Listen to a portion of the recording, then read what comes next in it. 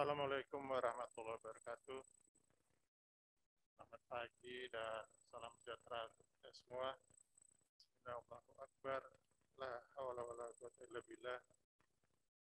Yang saya hormati Direktur Jenderal Pengendalian Perubahan Iklim beserta seluruh jajaran yang hadir secara virtual.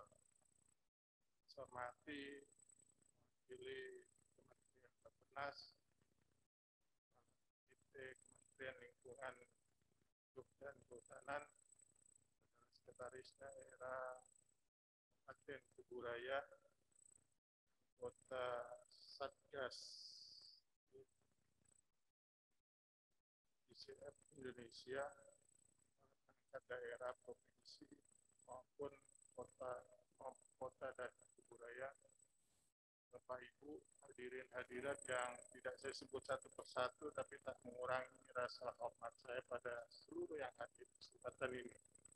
Alhamdulillah kita panjatkan puji syukur kehadirat Allah SWT kita bisa menghadiri acara ini, dan acara ini sangat penting ya, tapi karena model kehidupan kita ya yang belum menyatu dengan alam, banyak orang menganggap ini tak perlu, penting ya sebetulnya habis melantik eselon 2 pagi ini, tapi saya undur setelah Johor karena saya anggap ini penting.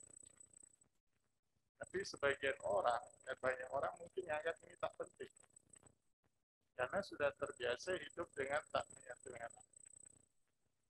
Kenapa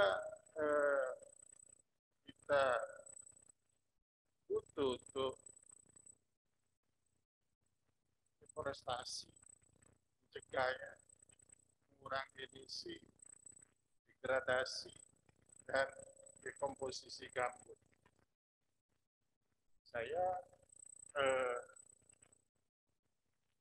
khusus Kuburaya, saya ketika merencanakan satu kegiatan pembangunan selalu bicara tentang masalah lingkungan. Kenapa saya ngotot mengusulkan jembatan Kapuas 3 itu di Kakak Pal 9 ya, karena di sana gambut hampir, kawasan itu hampir tidak ada, sehingga kalau kawasan itu tumbuh ya akan memperlambat dekomposisi rusaknya gambut di kawasan Kuburaya yang dibiarkan berkembang. Sekarang kan Paris 2 dan sekitarnya, kemudian terus merambah itu kompleks perumahan semuanya di situ. Coba hitung berapa satu tahun perumahan yang tumbuh di kawasan gambut itu. Ada yang 3 meter. Pernah nggak misalnya pihak Kuburaya menghitung itu? Akhirnya saya arahkan ke sana supaya ada keseimbangan dalam artian sehingga gambut itu tidak cepat habis. Masih ada perumahan dan itu semua wilayah. Nah, kalau jembatan Kapuas di sana itu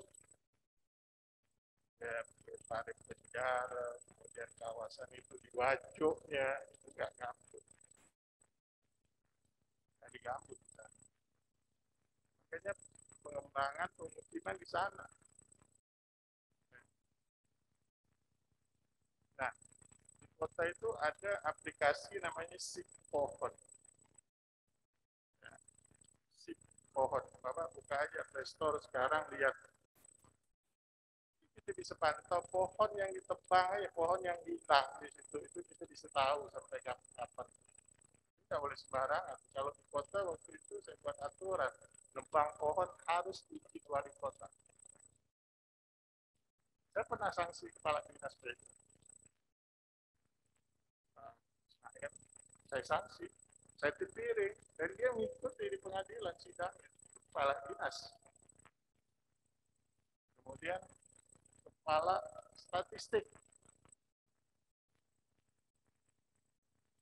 Karena pohon itu sudah besar, di depan kantor statistik itu bawahnya dibakar, bakar sampah, saya pohon mati.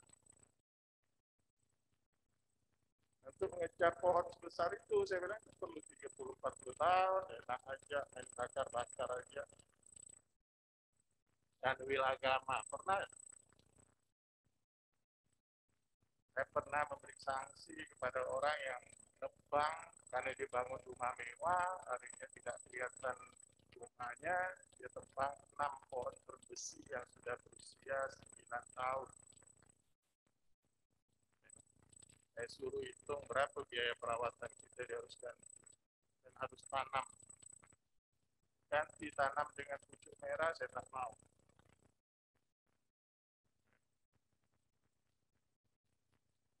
Harus.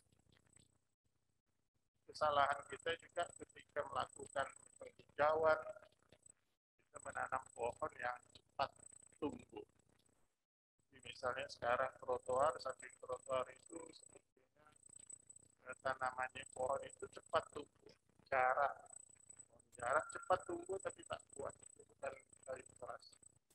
Habis ditanam itu pohon damar, lambat tumbuhnya, tapi ketika tumbuh dia berusia panjang dan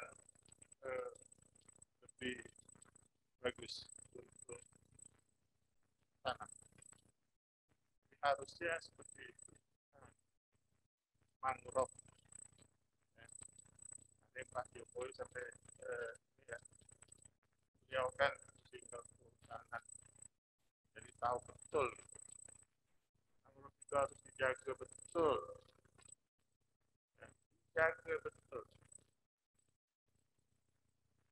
Kegiatan-kegiatan budidaya apapun di situ boleh, tapi jangan sampai merusak. Buraya mungkin masih ada 22 tungku arah. Itu target harus selesai. Saya rasa itu juga harus menjadi perhatian. Karena harus dihitung berapa mereka gunakan kayu mangrove itu untuk buat arang. Harus diberikan pelatihan maupun pemodalan untuk mereka mengalihkan kegiatannya ke sektor lain. Jangan dibiarkan terus mengalih tembang. Dan ini saya kira program ini harus masuk ke situ karena pemerintah daerah tak mungkin berani. Kenapa? Nanti dewan pasti dukung. Karena takut akan nanti misalnya melarang tumpuk-tumpuk itu, nanti dewan takut nih orang ini tak pilih dia, akhirnya dia dukung, padahal merusak lingkungan. Kepala daerah ini sama, pasti itu. Kalau saya nggak peduli saya tidak ada kebijakan saya yang sedikit pun untuk mencari popularitas nggak. Mau orang marah mau apa nggak, penting itulah. Karena apa? Ketika program itu dibuat dan itu benar, program yang tidak menjadi concern kita, tapi itu penting dan sangat urgent. Dan ketika kita melakukan itu, tidak banyak yang suka. Tapi setelah jadi, banyak yang suka. Jadi tantangannya berat. Ya, tantangan berat. Tapi setiap program yang dibuat itu harus dengan analisa yang baik, analisa yang benar, ya, supaya saya sampai itu ya, waktu itu ada saya lihat Untan mau kerjasama dengan pihak ketiga mau buat hotel di kawasan di Gulis itu, ya, cepat saya jadikan ruang terbuka hijau dan saya buat jogging track. Karena salah sebetulnya saya buat jogging track, tapi ketika jogging track itu sudah ada di situ, itu aman, aman. Ya. Nah, supaya tidak jadi jadi apa? alhamdulillah. Nah, waktu itu sudah mau dikerjasamakan, mau dikosongkan. Kawasan strategis, kan nggak ada lagi lahan. Ya, Koreto. Bagus saya bilang adik-adik mahasiswa ya, walaupun ya, nah, hutan kota di samping pendopo itu harusnya ditata supaya tidak ada alasan orang, oh hutan nggak ditata begini-begini. Nah, ke depannya nggak tahu ke depan kalau saya sih mungkin nggak terganggu. Ke depannya nggak tahu nanti jadi apa. Ya. Di samping kantor Kajati itu dekat kosong rawa, ini nanti banyak yang tertarik, udah kita tanam pohon buah aja semua. Tapi ya LHK saya kritik juga, tanam pohon buah yang ditanam jambu foto. Itu apa yang kayak gitu? Coba lihat pohon durian unggulan Kalbar itu ada 12, tanam di situ. Ya, ini pohon jambu foto, pohonnya nggak pandai besar-besar, itu aja. Ya. Jadi harus ada jenis ini kan jangka panjang. Akhirnya median jalan ayam itu saya tanami pohon damar waktu wali kota dulu. Kenapa? Pohonnya tahan lama, perkembangannya lama. Nah, jika Pak SBY ya misalnya waktu itu terbesi ya, saya sudah minta. Tapi waktu itu Pak Edi bilang ya tanam terbesi Pak menjadi di median jalan maupun di pinggir jalan itu nanti aspal akan terangkat. Saya bilang nggak mungkin kalau setiap hari dilalui kendaraan nggak akan naik itu aspalnya. Nah yang bisa saya pertahankan hanya di depan SMA 3. Pengennya saya kemarin itu ya tanam pohon terbesi kiri kanan jalan supaya kita seakan berada di bawah terowongan kan. Tapi kalau saya sarjana hukum, itu insinyur, masih lebih pandai kan. Jadi jangan insinyur masih lebih pintar, lebih pandai, enggak. Ya. Kenapa? Hampir 90% pembangunan tidak berwawasan lingkungan. Siapa pelakunya? Ayo. Siapa perencananya? Siapa eksekutornya? Ya, mereka yang tadi dilakukan, saya kritik aja.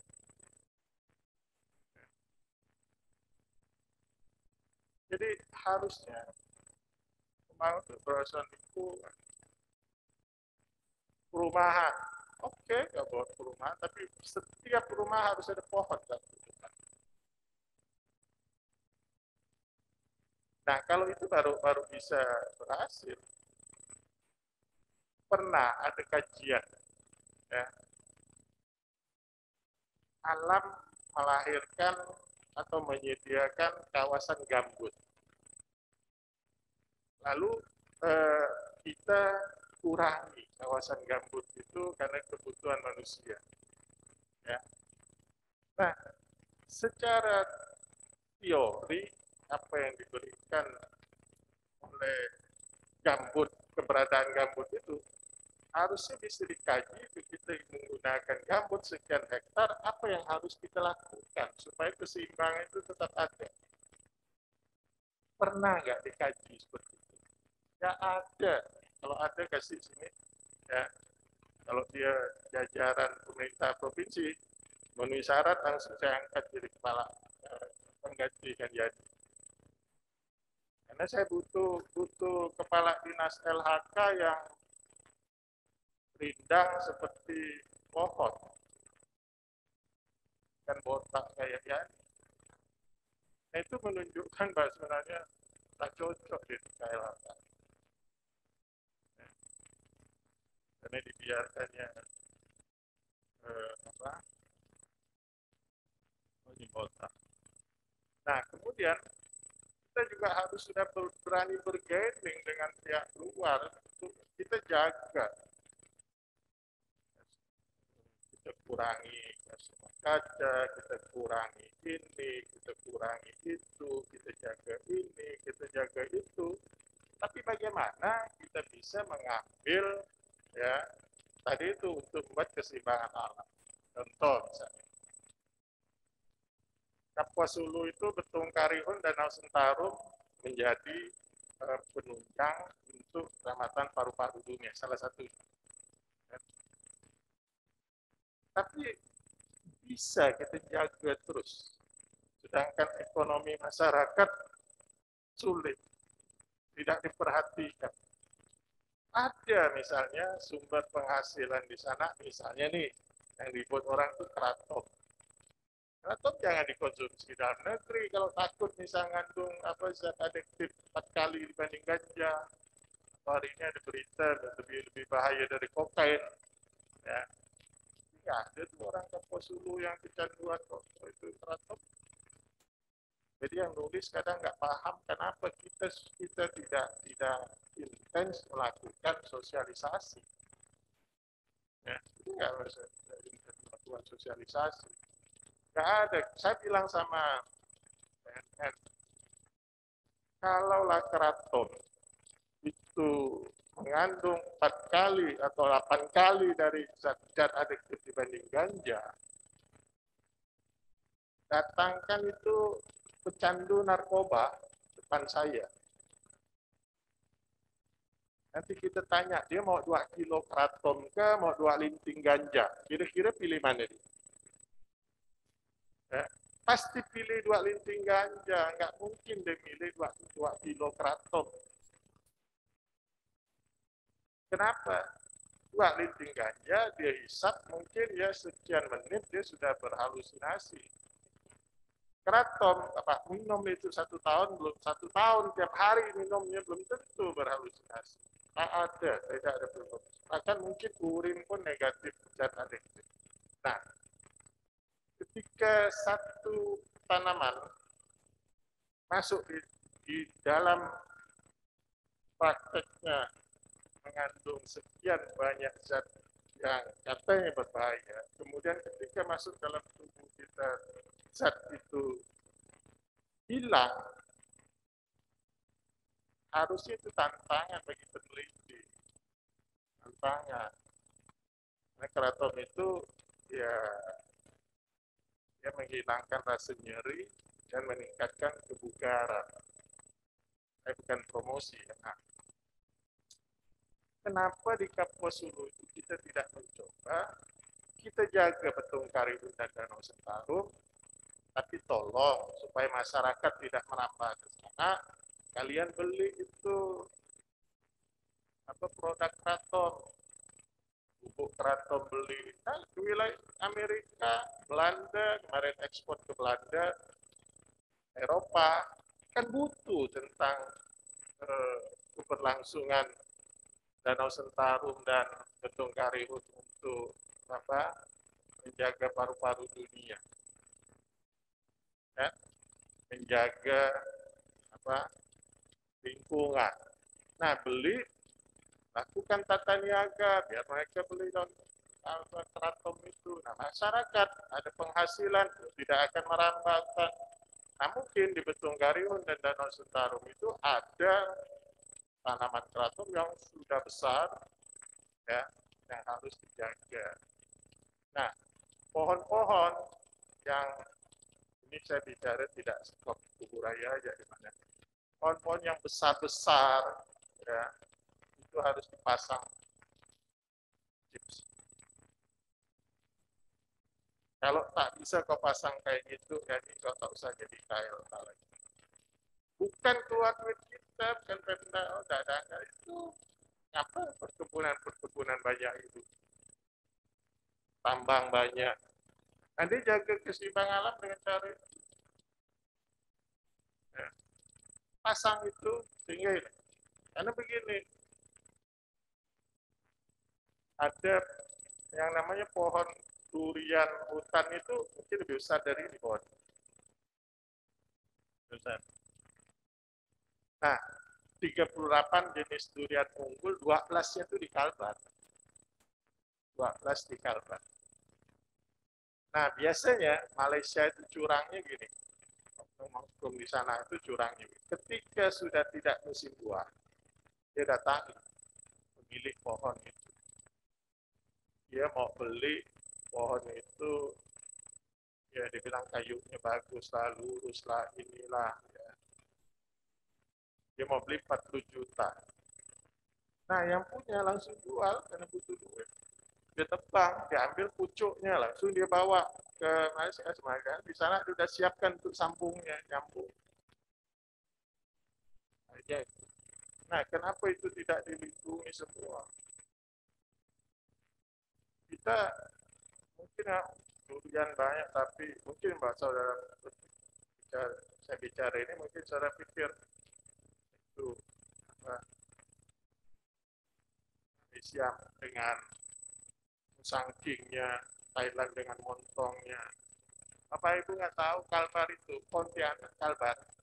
Kemarin saya lepas ekspor 26,5 ton pasta durian. Ya. Hingga tahun ini sudah diekspor lebih dari 60 ton pasta durian ke RC dan Hong Kong. Saya yakin kalau saya tanya satu-satu ini di mana tempatnya, 90% pasti tak tahu. Tapi faktanya itu jadi komoditi ekspor sudah. Nggak perlu kita bicara soal Musangking, nggak perlu bicara montong. Durian hutan kita itu jauh lebih baik. Dan para pakar bilang 12 jenis durian unggul itu ada di sini. Saya ambil contoh satu aja, serombut. Serombut itu pohonnya tinggal 2. Hanya tinggal 2. Nah, ketika kita dorong dia untuk apa? Untuk memperbanyak, 1 tahun bisa dia dapat sekitar 9 sampai 12 ribu bibit, sambung maupun biji. Satu bibit serumput sekarang ini kurang lebih 150 sampai 200 ribu. Satu tahun kalau dia bisa misalnya 10.000 bibit, berapa uangnya mereka di situ? Ya. Artinya kalau 200.000, 2 miliar. 2 miliar, dia mengerjakan itu cuma dengan 5 sampai 6 orang. Ya. Artinya kalau 150 juta per bulan dengan 6 orang, berarti dia bisa mendapatkan kurang lebih ya, antara lebih dari 10 juta. Nah, kenapa nggak hitung-hitung ekonomi kayak gitu? Nah, yang kita membutuhkan lingkungan, durian itu salah satu tanaman yang sebetulnya bagus untuk tadi kawan, untuk apa gitu ya. Jadi kalau misalnya kita tanam pohon ini, pohon itu nanti besar, baru LHK beri lagi izin dengan pengembangan konsesi lahan ini, lahan itu. Ya. Kan kita letih nanam. Tapi kalau pohon durian kan tak berani dia. Pohon buah itu tak berani dia. Kalau pohon-pohon lain itu ya tanam pohon belian, tanam pohon apa lagi, kuntirai, tanam pohon apa. Nanti ya 30-40 tahun yang akan datang dapat lagi udah hijau lagi, dapat konsesi HPH ini, HPH itu. Kan itu. Nah, setelah dia kaya, dia nggak lagi ngurus yang gitu-gitu tuh, urusan masyarakat atau banjir-banjir atau dia mulai ngalihkan ke lain. Dia buat misalnya pabrik besi baja, dia buat konglomerat itu yang ngomong kayak gitu. Ini apa? Saya ngomong konglomerat lalu ini nggak kuat, ya jangan diganggu ya. Ini suara udah ini kau. Gitu. Jadi Bapak Ibu, ya, tantangan kita ketika ingin ya menyelamatkan lingkungan, ketika kita bicara tentang gambut, kita bicara apa, Tantangan apapun harus berani loh. Jangan takut. Ya. Takut dengan ini, takut dengan itu. Percuma aja program ini jalan. Ya. Apapun yang direncanakan dari program yang kita bicarakan ini, BCF ini, apapun tantangannya, sedapat mungkin implementasikan seperti perencanaan. Kecuali ada hal-hal yang sulit sekali, nah silakan pertimbangkan. Mengubah perencanaan ya, dengan tantangan di lapangan yang kita hadapi, harus dengan alternatif-alternatif yang tidak mengubah konsep dari perencanaan itu. Ya. Saya minta seperti itu. Jadi program ini sangat bagus ya. Mari kita bersama-sama menyelamatkan Kalimantan Barat ini dari apa? Nggak usah pikir-pikir sampai tambang itu tidak ada lagi kewenangan pada kabupaten, kota, dan gubernur. Nggak ada. Nah, pusat beri konsesi untuk ekspor boksit aja. 1 tahun itu 25 juta ton. Nah, bayangkan kalau 25 juta ton berarti kalau dia tambang 1 meter ada 25 juta meter persegi lahan yang turun 1 meter. Karena boksitnya diambil tuh boksit. Kalau dia tambang misalnya 2 meter, maka ada 125, ada 12,5 juta meter persegi lahan yang turun 2 meter. Oh kan ada reklamasi, betul ada reklamasi. Terus reklamasi barangnya diangkut ke sana, itu pakai apa? Mengambil tuh tanah dari laut. Enggak, kan? Ya, tetap nggak bisa, tetap turun. Mau reklamasi hebat apapun, mau pakai konsep apapun, tak bisa. Ya. Akhirnya kalau dihadapkan pada dua, perkebunan sawit atau tambang boksit, saya pilih perkebunan sawit. Kalau pilihannya dua itu. Tapi kalau ada masih pilihan lain, pilihan lain. Akhirnya ketika Pak Jokowi moratorium sawit, sudah betul. Yang ada aja enggak. Nah, modus betul begini. Saya pernah memberi sanksi 157 perkebunan karena ada titik api di koordinat dia. Saya tidak menuduh keseluruhan, tapi ada indikasi yang saya temukan begini. Lahan di konsesi dia belum selesai dengan masyarakat. Lalu masyarakat nuntut, mereka ingin menyelesaikan. Dengan catatan, lahan itu siap tanam, lahan itu. Nah, memang masyarakat punya alat itu untuk menjadi lahan itu siap tanam. Enggak. Udah, Pak. Enggak aja. Jadi lahan gambut, mudah lagi. Oh enggak ada gitu susah nangkap orangnya. Lahan gambut tuh nggak usah tangkap-tangkap. Saya nggak ngajar ya, ambil aja itu baja, kurang lebih ukuran 20 kali 20 cm, lempar aja di situ, panas, kena itu, bakar lah. Oh susah nangkapnya, nggak usah ditangkap, memang nggak ada itu. Kalau di situ terus-terusan terjadi, saya sudah suruh. Tanya Aryadi ya, Badan Penanggulangan Bencana Kota. Setiap 2 hari sekali kawasan itu terbakar. Nggak ada orang bakar Pak, bilang Pak periksa di situ kawasan terbakar pasti ada besi, lempengan-lempengan baja ya yang dilempar ke situ. Panas terus kan, ya gambut bawahnya, udah terbakar. Itu. Nah yang gitu-gitu harus tahu. Jadi perusahaan itu akan menyelesaikan dengan masyarakat kalau siap tanam. Nah, yang dibayarnya kepada masyarakat itu kan biaya land clearing.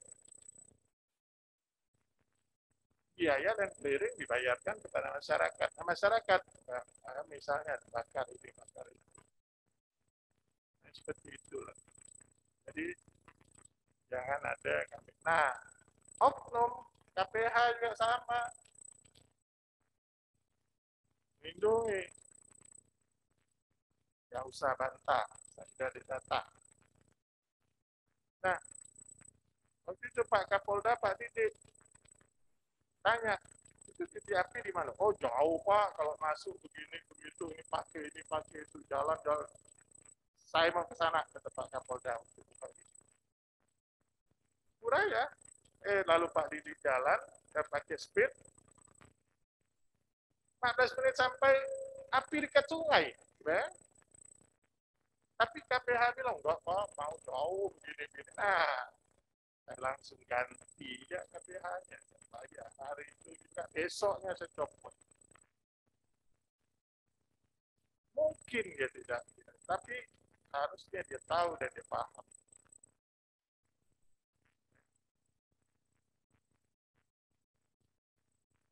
Nah, KPH yang dijaganya itu, wilayah yang dijaganya ada hutan lagi. Tidak ada, yang ada cuma lukar. Ya. Pohonnya mana ada? Paling besar-besar. Masih banyak pohon. Kau carikan KPH, nah, kawasannya yang pohonnya masih besar-besar. Saya mau ke sana. Tapi kalau cuma semak belukar, tak usah. Kemudian ada lagi yang masih nunggak iuran hasil hutan setelah diberi konsesi HTI. Ya, tak ada yang mau nagih. Itu temuan BPK. Nah, yang bagus itu serahkan KPK aja. Jadi program ini Pak, siapa tanggung jawab ini akan sukses, sukses nih.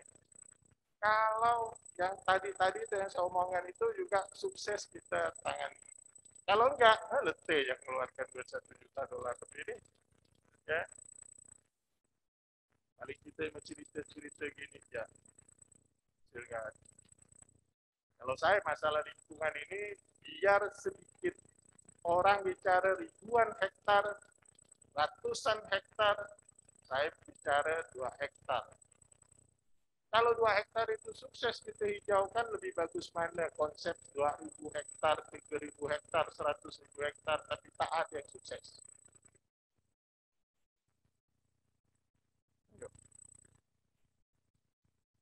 Gambut. Berdebat kita waktu Pak Jokowi bilang gini, buat sekat kanal. Lalu ada, mohon maaf ya, waktu itu di kantor gubernur saya masih wali kota. Ya, harus disatukan juga persepsi Pak, karena ini ada masalah gambut.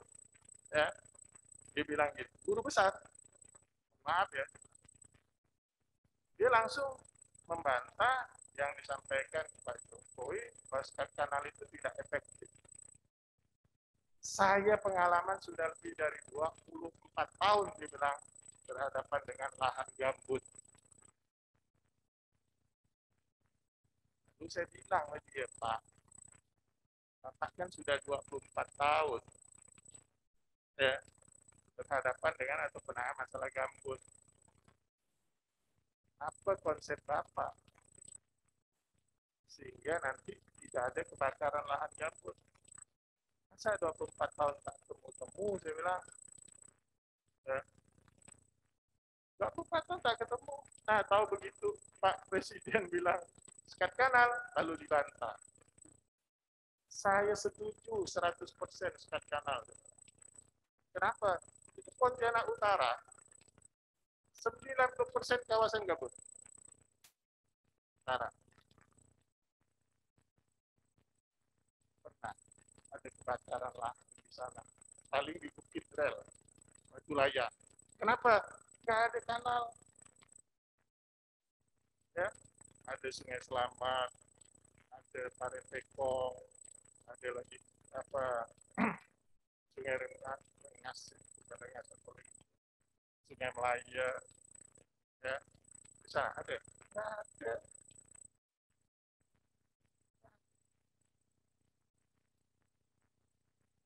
Datanglah kita supaya cantik Sungai Parit itu buatlah turap, tapi turapnya pakai beton. Harus di beton, oke, tapi resapan air ini supaya cepat dan gabut itu harusnya ada bolong-bolong gini tuh. Ya, misalnya kalau dapat maaf ya kalau saya sarjana hukum berhadapan sama eh, akhirnya ketika satu profesor berbagai disiplin ilmu harus masuk di situ. Harus ada, kalau situ perlu arsitek, harus ada arsitek. Kalau ada ahli apa expert, ya, tapi harus ada juga ahli lingkungan di situ. Tapi kebanyakan tak ada ahli lingkungan. Apakah ahli lingkungannya tak ada, atau memang konsep penataan satu kawasan yang memang nggak memperhatikan itu.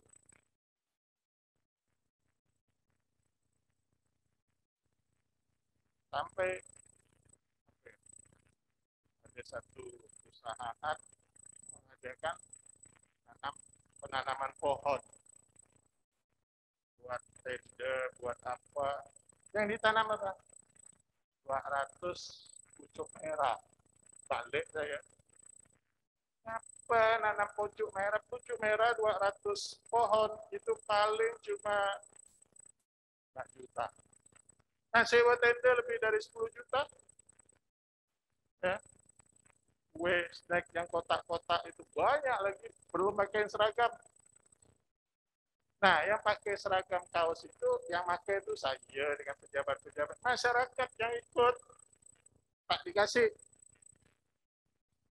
Ini konsep salah ya Pak Sekda ya, semuanya ya. Saya bilang kalau saya tak perlu pakai pakaian ini, karena paling saya pakainya sekali. Kalau pun dipakai pakai tidur. Nah, kalau masyarakat kan dipakai tiap hari di kemana-mana, kampanye lah kita kan tulis di situ, ya selamatkan lingkungan, pergi kemana-mana pakai kan. Kalau Pak Sekda mau pakai kaos misalnya ke kantor, selamatkan lingkungan Kubu Raya. Ya, paling sekali ya kan. Nah, itu selesai sudah tumpuk-tumpuk. Ya, itu salah.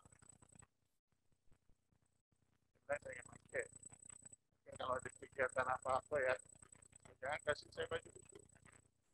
Kasihkan masyarakat, jangan kasih saya. Dan saya pakai itu sekali ya, buka habis itu udah.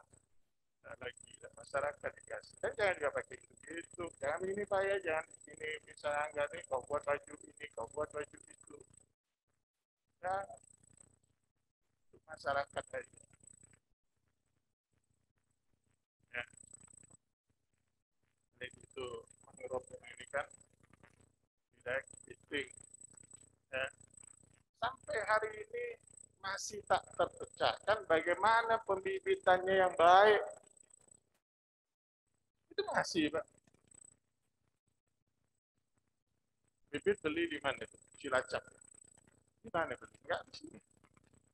Nah di sini setelah beli itu pengeja paling bisa itu 30% bibitan itu. Nah, Itu aja. Masa sih kan banyak ahli-ahli eh, perikanan dan sebagainya. Masa kepiting ya apa lelas ke orang Pontianak. Coba lihat tuh orang bagaimana dia hidup di kepiting itu ya. Kepiting itu kan sekali mentaskannya gimana. Oke lah nggak ada teknologi karena alam alam gimana kok tak bisa gitu. Saya ikan lele di kepiting tak bisa. Oh masih sulit pak begini begini gitu nggak mungkin. Ya, kalau bisa bisa. Cuma kita aja memang sukanya itu konsumtif. Artinya tinggal ambil aja. Nggak bisa produktif. Sama dengan kredit bank. Kalbar kan kreditnya konsumtif ya lebih banyak 85% ya Pak Ruki dia. Nah, produktifnya cuma 15%. Ya. Nah, kalau model kayak gini saya pun bisa. Jadi di terbang sambil di atas tempat tidur, ya saya bisa buat bank Kalbar untung besar. Apa nasabahnya pegawai, DPT, yang digadaikan apa? SK. Nah, gaji kan pasti. Tapi bagaimana buat itu? Nah, ini apa? Saya buat program semua kontrak kemarin tak ada uang ukur. Dia yang tak punya duit tak bisa kerja dia. Tak ada uang muka. Tujuan saya apa? Supaya dia bisa akses ke bank. Itu untuk yang tak punya modal. Yang punya modal, dia bisa keluarkan duit dia. Peredaran uang semakin besar. Kita sektor lain masuk dulu APBD. Nah, ketika uang beredar besar, maka pertumbuhan ekonomi akan semakin baik. Makanya Kalbar kemarin bisa 10,81%. Ya. Jadi inovasi itu penting. Nggak apa-apa, pusat marah-marah nggak apa-apa. Mereka cuma pandai marah aja. Lihat situasi dan kondisi. Nah, ketika saya tak memberi uang muka untuk proyek itu, kan proyek harus jalan. Ya, mereka pilihan dua. Kalau dia punya modal, dia keluarkan duitnya. Kalau dia kurang modal, dia akses ke bank. Nah, artinya APBD keluarkan untuk yang lain dulu. Ya, yang lain-lain dulu. Artinya kan semakin besar. Kalau misalnya dari mereka bisa mengeluarkan sekian persen dari itu, ya, uang beredar banyak. Sama dengan sebanyak-banyak yang Bapak tanam pohon itu. Jadi pembangunan itu arahkan ke tempat-tempat yang tidak mengganggu lingkungan. Ya. Kalau sekarang ini Pak Sekda ya, masih Pak perumahan itu di apa? Saya tahu daerah perlu BPHTB ini ya. Nah, harusnya pusat memberi insentif untuk itu. Menjaga gambut supaya ini, maka daerah diberi insentif. Ya, insentif untuk itu. Saya memperlambat perdana, memperlambat Paris, ya, memperlambat penggunaan lahan itu. Saya buka jalan karet di Pak Kuning Dalam sampai ke Bertikari. Lalu orang bilang situ banyak tanah saya. Bukan, tanah saya nggak ada. Kalau tanah pemerintah daerah banyak, kalau tanah saya nggak ada. Kenapa? Saya lihat kawasan ini mungkin ribuan hektar tidak ada akses. Sedangkan itu tak ada gambut. Ya, hanya saya buat jalan investasi 20 miliar. Nah begitu jalan terjadi transaksi jual beli, ya, terjadi jual beli di sana, kita mendapatkan DPHTB cukup tinggi sehingga PAT itu dari saya wali kota 63 miliar, terakhir saya tinggal itu 508 miliar. Inovasi-inovasi itu penting. Dari 63 miliar ketika saya dilantik wali kota, ketika saya dilantik jadi gubernur, itu saya tinggal 500 tahun. Nah, provinsi sekarang PAD-nya sudah bisa meningkat 700 miliar dalam waktu 3 tahun. Ya. Berapa? Itu tambang saya tagih, pajak air permukaannya, kebun saya suruh tagih, pasir sirkon yang gunakan air harus tagih, semua itu. Nah betul dia udah ngambil boksit, ngambil ini, ngambil itu, pajak daerah tak dibayar. Nanti kalau banjir kita yang ya. Jadi itu yang harus dilakukan dan saya yakin program ini sudah melalui kajian-kajian yang baik. Artinya ketika proposal kita itu disetujui, maka proposal yang disetujui itu sudah melalui kajian-kajian yang baik. Nah, kajian yang baik itu harus menghasilkan program yang baik juga. Ya, dengan sampai programnya duitnya ada, tapi programnya tidak berjalan. Ya. Kemudian kawan-kawan pemerhati lingkungan, ya, saya berharap ketika kita bicara tentang lingkungan, maka kebijakan-kebijakan yang menyebabkan masyarakat tak ada pilihan lain selain mencari biaya itu atau kebutuhan hidup dari tadi itu, misalnya masalah kaitan lingkungan, itu harus disuarakan. Saya ambil contoh misalnya ketika di Sengkawang ada pelarangan ini, pelarangan itu. Akhirnya apa? Pohonnya ditebang. Pohon tebang apa? Pohon Sengkawang itu paling halus seratnya dan itu gunakan untuk apa? Untuk lapisan luar plywood, reflect. Untuk apa ini ditebang? Nah, kita harus menyuarakan penggunanya. Jangan bicara dengan yang nebangnya. Kalau kita ngomong yang nebang, kita berhadapan dengan masyarakat. Tapi ketika kita bicara tentang pengguna yang harus disanksi, kalau tadi beli, kan kita tebang. Ya. Sama juga itu. Di Wajo itu ada pabrik gudang yang satu hari waktu itu harga karet kan turun itu. Satu hari mungkin 30-40 truk pickup yang jual apa? Karet, pohon karet. Pohon karet.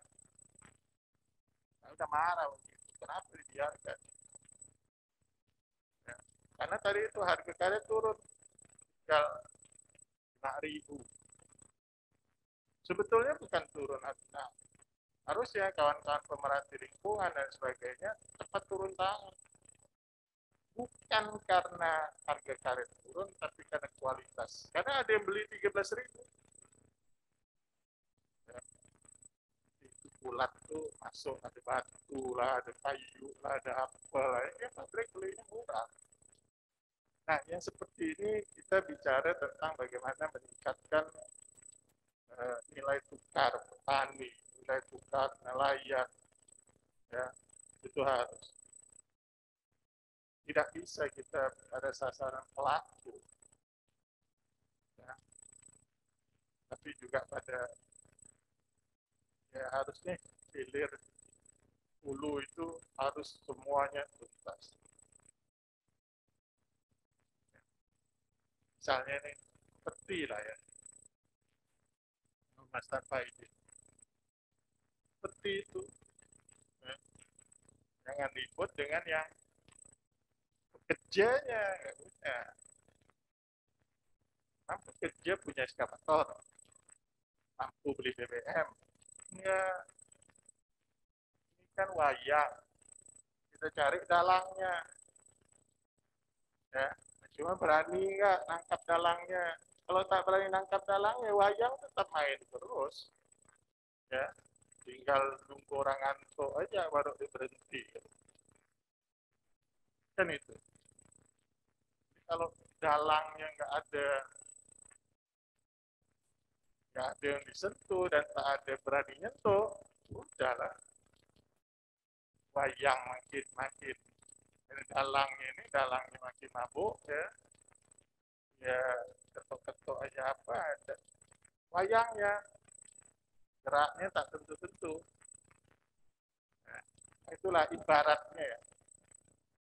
Ibaratnya seperti itu. Jadi saya berharap ini serius ya. Di kick off project JCF TF Indo B ini dengan implementasi model jurisdiksi di Kuburaya menuju kontribusi daerah untuk RPDD plus dan NDC nasional yang sekarang saya buka ini ya betul bisa memberi kontribusi sesuai dengan tujuan dari program ini. Mudah-mudahan berhasil dan sinergikan dengan program kabupaten maupun provinsi di bidang ini supaya semuanya bisa sejalan dengan itu. Jadi sekarang dengan teknologi ini aplikasi untuk pemantauan itu perlu juga dibentuk ya, dan kegiatan-kegiatan itu.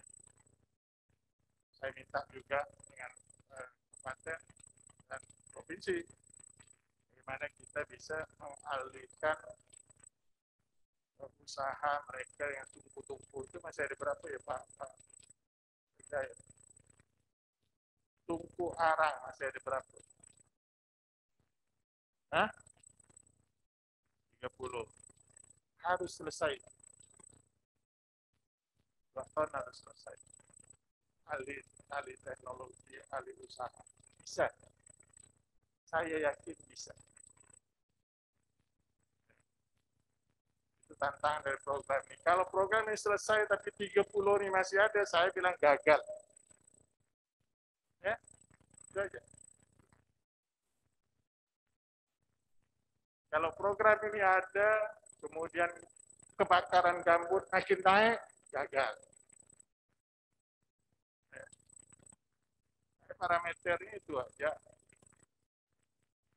Bisa. Pak Edi.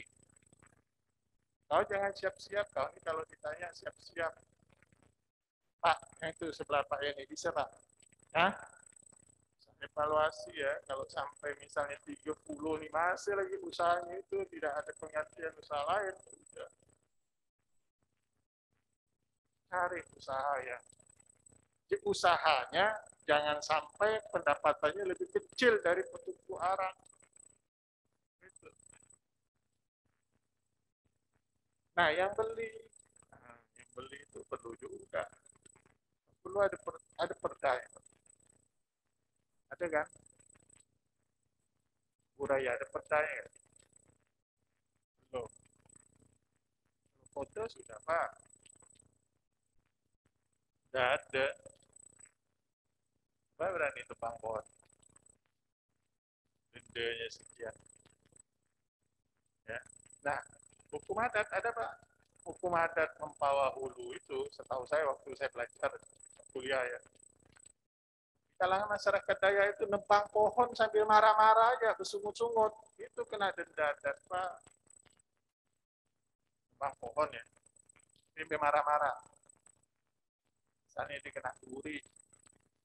Lalu bengkak manas, besok turun dia manas-manas sampai marah-marah nebang pohon itu yang kena duri dia tangannya itu bisa kena denda, bisa kena hukum adat. Nah yang kearifan lokal kayak gini gunakan ya. Ada tuh Pak, jangan kayak tadi itu 26 tahun berhadapan dengan gambut tapi tak ada giliran orang ada konsep lalu dibantah. Nah dia tak ada konsep, nggak mau kayak gitu. Boleh siapapun nganggap dia pakar, siapapun nganggap dia ini, ya. Tapi ketika ada ide orang, lakukan. Ya. Nah, Jangan juga nanti buat sekat kanal tidak terkonek dengan sumber air utama. Jangan juga buat sekat kanal lebih tinggi dari surut terendah sumber utama air, sumber air utama. Sehingga sekat kanalnya begitu kering. Mana salah kah? Di mana? Yang dibuat oleh Apanya yang salah? Bapak tadi tangan di mana? Tanda sini lah nih ke nanti. Oh itu kosong ini. MRG, Medan Restorasi Gambut. Buat sumur bor. Begitu kebakaran lahan kita pompa tadi. Kenapa? Ya, ketika membuat sumur bor tidak dilengkapi dengan peta topografi. Harusnya di peta itu sumur bor dibuat di daerah yang paling tinggi di wilayah itu. Ini di cekungan, percuma. Harus dengan mesin lagi untuk mempakannya, untuk menyemprotkannya. Kalau ini kan kalau yang paling topografi yang paling tinggi kita buat kan tinggal disedot aja keluar kan ngalir ke bawah. Nggak ada. Oh, bisa masuk kemarin di Polres sudah kita bantu 3 mesin itu Pak untuk menangani kebakaran. Nanti di Kodim juga akan kita bantu. Ya, 3 juga. Saya rasa itu, terima kasih. Bila taufiq wal hidayah. Wassalamualaikum warahmatullahi wabarakatuh. Mohon izin Bapak Gubernur untuk tetap tinggal di tempat. Selanjutnya kami mengundang Kepala Dinas Lingkungan Hidup Kehutanan Provinsi Kalimantan Barat, Sekda Kabupaten Kuburaya, dan Ketua Yayasan Inisiatif Dagang Hijau untuk mendampingi Gubernur dalam pemukungan gong.